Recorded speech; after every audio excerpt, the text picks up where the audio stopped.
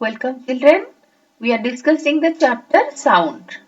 This is chapter 13 of class 8th and we have already discussed part 1 of this chapter, and in part 1 we have already discussed some of the activities and what is sound and how sound is produced.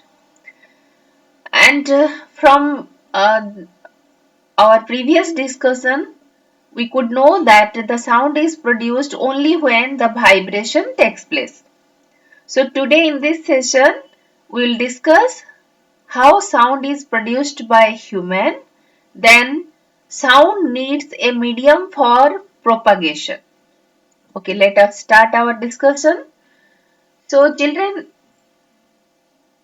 Human being में sound कैसे produce होता है?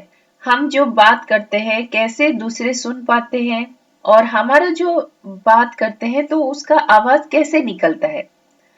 हमारे neck region में एक organ है जिसको कहा जाता है वॉइस बॉक्स या लैरिंग्स।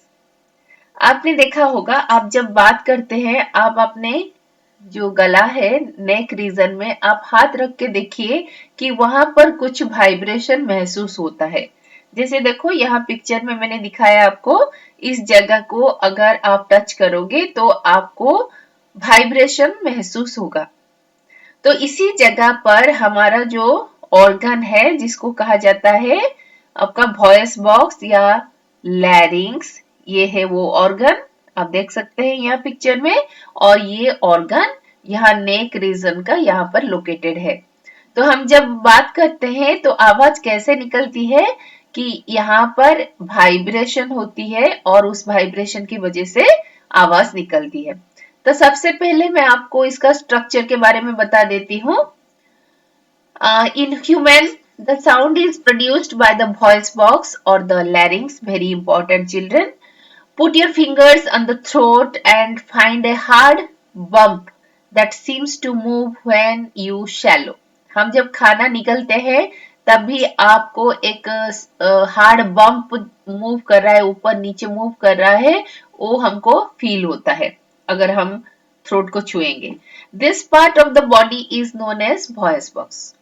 It is at the upper end of the windpipe. Windpipe पता है आपको, जिसको ट्रैकिया भी कहा जाता है, जिसके थ्रू विंड लंग्स तक पहुंचता है। हमारे नोज से माउथ होते हुए लंग्स तक एयर पहुंचता है, इसलिए उसको विंड पाइप कहा जाता है। उसका दूसरा नाम है ट्रैकिया। यहाँ पर आपका क्या क्या स्ट्रक्चर है? दो वोकल कॉर्ड्स है, ठीक है, और ये दो वोकल कॉर्ड के बीच में एक छोटा सा स्लीट है, ओपनिंग है, ठीक है। एंड ये किस तरह वाइब्रेशन होता है, कब वाइब्रेशन होता है? When the lungs force air through the slit, the vocal cords vibrate, producing sound. And muscles attached to the vocal cord can make the cords tight or loose. When the vocal cords are tight and thin, the type or quality of voice is different. चलिए अभी देखते हैं picture में। ये है आपका voice box या लैरिंग्स। यहाँ आप देख सकते हैं, यहाँ ये जो है, ये जो दो स्ट्रक्चर है, दो मेम्ब्रेनस स्ट्रक्चर, ये है वोकल कॉर्ड। ये वोकल कॉर्ड, दो वोकल कॉर्ड के बीच में एक ओपनिंग है, ठीक है, और ये आपका ट्रैकिया, जो ट्यूब गया है इसके बीच से, वो है ट्रैकिया या विंड पाइप। तो क्लियरली आप देख सकते हैं ये वोकल कॉर्ड है, दो वोकल कॉर्ड के बीच में एक छोटा सा ओपनिंग है, और ये वोकल कॉर्ड को कौन होल्ड करके रखा है? ये वोकल कॉर्ड को, ये जो दोनों तरफ आप देख रहे हैं थोड़ा डार्क कलर का, डार्क येलोइश कलर का मसल से, ये मसल उसको होल्ड करता है। तो अभी साउंड कैसे प्रोड्यूस होता है आप देख सकते हैं बच्चों। यहाँ जो ट्रैकिया है, ये ट्रैकिया के थ्रू हमारा एयर लंग्स तक जाता है और लंग्स से एयर बाहर आता है। जब लंग्स से एयर बाहर आता है, आई मीन लंग्स जब पंपिंग आउट द एयर को पंप आउट करता है, तब क्या होता है? आपका जो ये दो वोकल कॉर्ड है उसमें वाइब्रेशन होता है। वो एयर का धक्का यहाँ लगता है और इसके वजह से ये वाइब्रेशन होता है। तो ये वाइब्रेशन के वजह से हमारा साउंड प्रोड्यूस होता है और ड्यूरिंग दिस वाइब्रेशन ये मसल थीन या थिक होता है। ठीक है, क्योंकि ये वाइब्रेट होगा, जब वाइब्रेट होगा तो मूवमेंट होगा, मूवमेंट होने से ये मसल कंट्रैक्ट या रिलैक्स होगा, जिसके वजह से ये थीन और थिक होगा। और ये मसल थीन और थिक होने से आपका जो साउंड प्रोड्यूस होता है, थीन होने से एक तरह का साउंड प्रोड्यूस होता है और थिक होने से एक तरह का साउंड प्रोड्यूस होता है। कब सॉफ्ट साउंड प्रोड्यूस होता है, कभी आपका हार्ड सा वॉइस प्रोड्यूस होता है, that depends upon the thick and thinness of the muscle. So ये रहा आपका वॉइस बॉक्स, इसका डायग्राम आपको एग्जाम में आ सकता है और इसका फंक्शनिंग भी आपको एग्जाम में आ सकता है। ये एक इंपॉर्टेंट क्वेश्चन है। ये है उसका डिस्क्रिप्शन बच्चों, ऑलरेडी मैं पढ़ चुकी हूँ इसको। अभी देखो फिर से आपको क्लियरली यहाँ पर दिखा रही हूँ। ये है लैरिंग्स, लैरिंग्स का ये दो वोकल कॉर्ड है। ये वोकल कॉर्ड आप देख सकते हो, ये जब वाइब्रेट हो रहा है तो उसका मसल्स जो है, इस दोनों तरफ जो मसल है उसको होल्ड करके रखा है, वो मसल कंट्रैक्ट या रिलैक्स होता है, जिसके वजह से ये ओपनिंग कभी नैरो हो जाता है। ठीक है, ये देखो ये नॉर्मल वोकल कॉर्ड जब ये वाइब्रेट नहीं हो रहा है, लेकिन जब ये वाइब्रेट होता है तो ये जो ओपनिंग है वो नैरो हो जाता है, उसके थ्रू एयर जब आता है तो आपका वाइब्रेशन जो होता है मेम्ब्रेन के ऊपर या वोकल कॉर्ड के ऊपर वो और भी बढ़ जाता है, और जिसके वजह से हम आवाज प्रोड्यूस कर सकते हैं। यहाँ एक इम्पॉर्टेंट चीज मैं बताऊंगी बच्चों, the vocal cord in men are about 20 mm long. तो वोकल कॉर्ड मैन का जो वोकल कॉर्ड होता है वो सबसे बड़ा होता है, 20 mm लॉन्ग होता है, बट ओमन में ये छोटा होता है, 5 mm का होता है, और चिल्ड्रन में ओमन से भी काफी छोटा होता है। सो इसीलिए आप छोटे बच्चों में देखोगे एक तरह का आवाज निकलता है, ओमन में एक तरह का आवाज निकलता है और मैन में एक तरह का आवाज निकलता है। तो ये जो डिफरेंट तरह का आवाज निकलता है, सॉफ्टनेस या high frequency, low frequency voice जो निकलता है, that is because of the size of the vocal cord. अभी कुछ एक्टिविटी हम पढ़ेंगे कि कैसे हमारा साउंड प्रोड्यूस होता है जब एयर रिलीज होता है मुंह से। तो ये एक्टिविटी 13.6 है आपके टेक्स्ट बुक का, एनसीईआरटी टेक्स्ट बुक का। Take two rubber strips of the same size. Place these two pieces one above the other and stretch them tight. Now blow air through the gap between them. ये picture 13.9 picture है। As the air blows through the stretched rubber strip, a sound is produced. यहाँ आप देख सकते हो बच्चों, ये दो रबर का स्ट्रिप है, दो रबर स्ट्रिप को ऐसे पकड़ना है और दोनों एंड को हम पकड़ लेंगे टाइटली और बीच में थोड़ा सा गैप रहेगा। अभी हम यहाँ पर जब एयर ब्लो करेंगे, फूकेंगे, तो क्या होगा, इसके अंदर से आवाज निकलता है। तो ठीक इसी तरह हम इसको कंपेयर कर सकते हैं, ये जो रबर स्ट्रिप है हमारा वोकल कॉर्ड है और उसके बीच में जो गैप है उस गैप को हम, उसका जो स्लीट है वोकल कॉर्ड के बीच में, उसी को हम मान सकते हैं। तो एयर जो हम ब्लो कर रहे हैं, अपने मुंह से एयर ब्लो कर रहे हैं, that is compared to the air that is pumped out from the lungs. तो अभी इसमें से साउंड प्रोड्यूस होता है।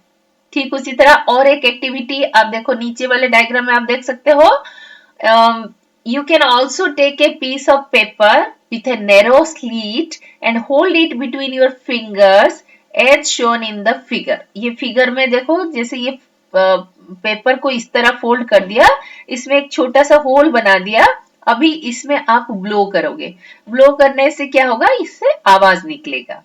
तो इसको भी हम, हमारा वोकल कॉर्ड किस तरह काम कर रहा है उसको इसके जरिए हम दिखा सकते हैं। इसको मान सकते हैं कि ये दोनों पेपर का जो दो हिस्सा है वो है वोकल कॉर्ड, और इसके बीच में जो हमने एक होल बनाया, वो होल वोकल कॉर्ड के बीच रहा स्लीट है, जिसके थ्रू लंग्स से निकला हुआ एयर निकलता है।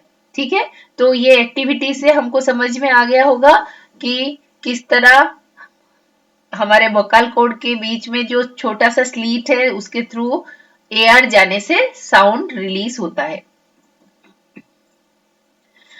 सबसे इम्पोर्टेंट चीज बच्चों कि साउंड ट्रैवल करने के लिए साउंड हम कैसे सुन सकते हैं। साउंड मान लो प्रोड्यूस हुआ, लेकिन हम सुन रहे हैं तभी तो जानते हैं कि ये साउंड है। तो ये साउंड ट्रांसफर होने के लिए, ट्रांसमिशन यानी प्रोपागेट होने के लिए एक मीडियम की जरूरत होती है। वो मीडियम चाहे आपका गैस हो सकता है, सॉलिड हो सकता है या लिक्विड हो सकता है, लेकिन कोई भी मीडियम की जरूरत है। अगर कोई मीडियम नहीं है तो साउंड प्रोड्यूस होने पर भी वो हमको सुनाई नहीं पड़ेगा। When you call up your friend who is standing at a distance, your friend is able to hear your voice. मैं यहाँ से आपको बुला रही हूँ, आप थोड़ी सी दूर पर खड़े हो तो आपको सुनाई देता है। कैसे आवाज सुनाई देता है? क्योंकि मेरा आवाज जो है वो आप तक एयर के थ्रू जा रहा है, तो एयर इज द मीडियम। ठीक उसी तरह हम यहाँ कुछ एक्टिविटी के थ्रू पता करेंगे कि क्या क्या मीडियम हो सकते हैं एयर ट्रेवल करने के लिए। तो ये एक्टिविटी 13.7 आपके बुक का, टेक ए मेटल और ग्लास टम्बलर, जैसे मैंने यहाँ पिक्चर में दिखाया ऐसा एक ग्लास टम्बलर ले लो। Make sure that it is dry, इसके अंदर थोड़ा सा एक ड्रॉप भी पानी नहीं होना चाहिए। प्लेस ए सेल फोन, इसके अंदर एक सेल फोन रख दो। Remember that the cell phone must not be kept in water, खराब हो जाएगा, इसीलिए हमको इसके अंदर एक ड्रॉप भी पानी नहीं रहना चाहिए। Ask your friend to give a ring on this cell phone from another cell phone. Listen to the ring carefully. अब देखो बच्चों, आप आपके फ्रेंड को बोलो कि रिंग देगा, कॉल करेगा, ताकि इस यहाँ पर रिंग सुनाई देगा और आप उस रिंग को ध्यान से सुनो। ठीक है, तो आप देखो जब ये सेल फोन बाहर होता है तब एक तरह का आवाज आता है रिंग का, और जब ये टम्बलर के अंदर होता है तब एक तरह का आवाज आता है। अभी आपको क्या करना है, now surround the ring of the, ये एक एक्टिविटी है कि जिससे हमको पता चलता है कि इसके लिए एक मीडियम की जरूरत है, और वो मीडियम है यहाँ पर एयर। यहाँ खुला है टम्बलर ऊपर से, तो ये एयर इसके अंदर जा रहा है जिसके थ्रू हम इसको सुन पा रहे हैं। Now surround the rim of the tumbler with your hands. ये दूसरा डायग्राम आप देख सकते हो बच्चों, अपने हाथों से टम्बलर का जो रीम है उसको ढक दो, उसको हाथ से पकड़ लो। Put your mouth on the opening between your hand. आपके हाथ के बीच में जो पोर्शन है उसको अपने माउथ के ओपनिंग के बीच में रख दो।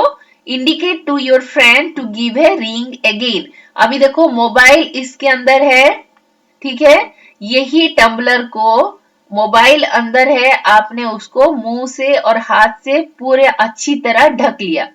Now listen to the ring while sucking air from the tumbler. Tumbler से सारा एयर को आप सक कर लो, अपने मुंह में ले लो, फिर आप साउंड सुनने की कोशिश करो। Can you hear the sound? नहीं, एकदम हम साउंड नहीं सुन सकते, या फिर थोड़ा कम सुन सकते, क्योंकि यहाँ जो साउंड प्रोड्यूस हो रहा है वो आपका बाहर जाने के लिए सिर्फ एक सॉलिड मटेरियल है जो कि ग्लास है, जिसके थ्रू आपका साउंड ट्रेवल करेगा और इसीलिए वो धीरे सुनाई देगा। अगर हमने क्योंकि एयर अंदर खींच लिया है तो इसीलिए हमको अच्छे से सुनाई नहीं देगा। ओके, जब हम अपना हाथ खोल देंगे, मुंह से निकाल देंगे, तब हम देखेंगे कि मोबाइल का जो रिंग आ रहा है वो फिर लाउडर हो गया। ऐसा क्यों हुआ? क्योंकि हमने एयर को रोक दिया, एयर को जाने नहीं दिया। सिर्फ ये सॉलिड के थ्रू जितना साउंड बाहर आ सकता है उतना ही साउंड आएगा, लेकिन हम जब खुला रख देते हैं तब यहाँ से रिंग का जो साउंड है बहुत अच्छी तरह आ सकता है। तो इससे हमको पता चल रहा है कि जैसे एयर एक मीडियम है टू ट्रांसमिट द साउंड। दूसरा हम यहाँ पर देखेंगे लिक्विड एक मीडियम हो सकता है या नहीं हो सकता। टेक ए बकेट और ए बाथटब, जैसे पिक्चर में दिखाया गया ऐसे एक बाथटब ले लो, fill it with clean water, clean water से भर लो, take a small bell in one hand, जैसे ये बच्चों ने पकड़ के रखा है एक बेल को, आप ले लो एक हाथ से। Shake this bell inside the water to produce sound, पानी के अंदर आप उसको हिलाओ ताकि वो साउंड प्रोड्यूस करे। Make sure that the bell does not touch the body of the bucket और द टब। आप देख लो ध्यान से कि वो जो आप घंटी है उसको बजा रहे हो वो आपका टब का किसी वॉल को टच ना करे।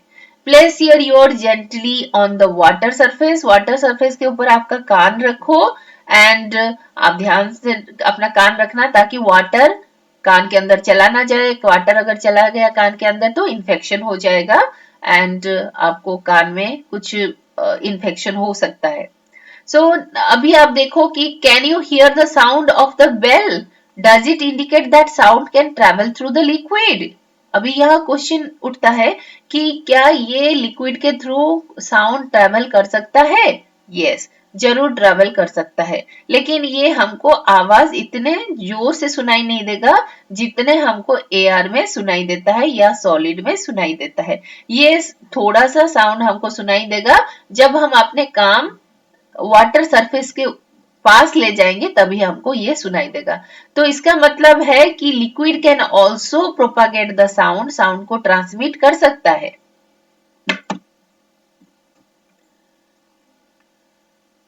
अभी हम देखेंगे कि पहले केस में हमने देखा कि एयर कैसे ट्रेवल कर रहा है, एयर के थ्रू कैसे साउंड ट्रेवल कर रहा है। सेकेंड केस में हमने देखा सेकेंड एक्टिविटी में कि वाटर के थ्रू कैसे साउंड ट्रेवल कर रहा है। अभी हम देखेंगे सॉलिड के थ्रू साउंड कैसे ट्रेवल करता है। ये है आपका बुक का एक्टिविटी 13.9। तो यहाँ हमको क्या करना है, टेक ए मीटर स्केल, एक मीटर स्केल ले लो और a long metal rod and hold its one end to your ear. एक उसका एक जो एंड है उसको अपने कान के पास रखो। दो दोस्त इसको पकड़ के रखे हैं, एक दोस्त ने इसको कान के पास रखा है और दूसरे दोस्त को बोलो कि उसको थोड़ा स्क्रैच करेगा और उसको टैप करेगा दूसरे एंड में। देखो ये जो है बच्चा इसको टैप कर रहा है या स्क्रैच कर रहा है। तो अभी क्वेश्चन है कि can you hear the sound of the scratching, ये स्क्रैचिंग का साउंड क्या आप सुन सकते हो? यस, आप जरूर सुन सकते हो, लेकिन ये मैं बोलने से तो आप विश्वास नहीं करोगे, आपको विश्वास करना भी नहीं चाहिए। ये आप खुद अपने घर में अपने भाई बहन के साथ ये जो 3 एक्सपेरिमेंट मैंने बताया, ये तीनों एक्सपेरिमेंट तीनों एक्टिविटी बच्चों आप ट्राई करके देखो और फिर आप कमेंट सेक्शन में जरूर लिखना कि आपने क्या रिजल्ट पाया, whether the sound is transmitted through the medium or not, और किस में ज्यादा होता है, सॉलिड में, लिक्विड में या एयर में, किस में ज्यादा ट्रांसमिशन होता है, ये आप जरूर कमेंट सेक्शन में लिखना। ये आपके लिए होमवर्क है, ठीक है। Sound can travel through solid, ये एक्टिविटी से हमको पता चल गया कि sound can travel through any solid, but ये डिपेंड करता है हम किस तरह का सॉलिड ले रहे हैं, उसके ऊपर डिपेंड करता है हमारा साउंड कितना जल्दी ट्रेवल करेगा।